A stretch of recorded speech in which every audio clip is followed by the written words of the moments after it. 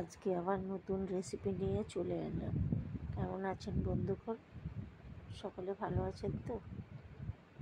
আজকে রেসিপি কচুর শাক দিয়ে চিংড়ি মাছ। প্রথমে সর্ষের তেল দিলাম, তেলটা গরম হয়ে গেলে তারপরে আলুটা দিয়ে দিলাম। আলু কেটে আলুটা লাল করে ভেজে নেব।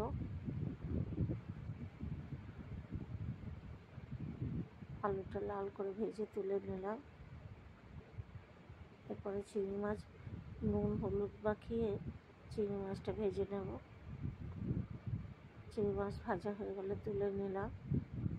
এবার গোটা গরম মশলা তেজপাতা দিয়ে দিলাম সেই তেলে। এরপরে রসুন বাটা দিলাম, আদা বাটা দিলাম, দিয়ে ভালো করে কষে নিলাম। যেই গন্ধ বেরোবে ওর মধ্যে পেঁয়াজ দিয়ে দিলাম। পেঁয়াজটা আপনারা আগেও দিতে পারেন, আগে ভেজে নিতে পারেন, আমি পরে দিলাম। পেঁয়াজটা ভালো করে ভেজে নেব।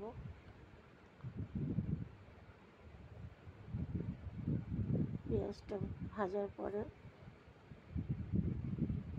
পেঁয়াজ আবার ভাজা হয়ে গেছে, মশলাটা কষা হয়ে গেছে। এরপরে আমি লাল লঙ্কার গুঁড়ো দিলাম, ধনে গুঁড়ো দিলাম, জিরে গুঁড়ো দিলাম।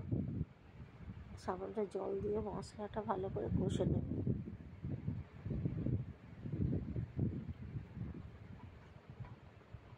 হলুদ গুঁড়ো দিলাম। মশলা ভালো করে কষা হয়ে গেলে ওর মধ্যে আমি ভেজানো ছোলা দিয়ে দিলাম, স্বাদ মতো নুন দিয়ে দিলাম। এবারে ভাজা আলুগুলো দিয়ে দিয়েছি, দিয়ে এবার কচুর শাকটা ধুয়ে রেখেছিলাম সেটা আমি জল ঝরিয়ে দিয়ে দিলাম, দিয়ে ঢাকা দিয়ে দিলাম সেদ্ধ হওয়ার জন্য। এরপরে কাঁচা লঙ্কা চিংড়ি মাছটা দিয়ে দিলাম।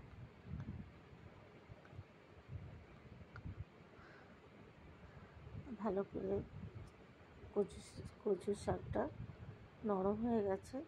এর মধ্যে সামান্য চিনি দিয়ে দিয়েছি।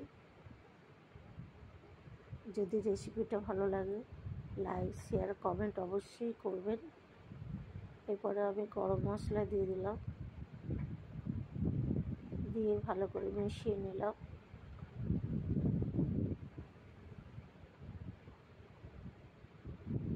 এরপরে ঘি দিয়ে দিলাম 1 চামচ, ধনে পাতা দিয়ে দিলাম। আমার কচুর শাক চিংড়ি মাছ দিয়ে তৈরি।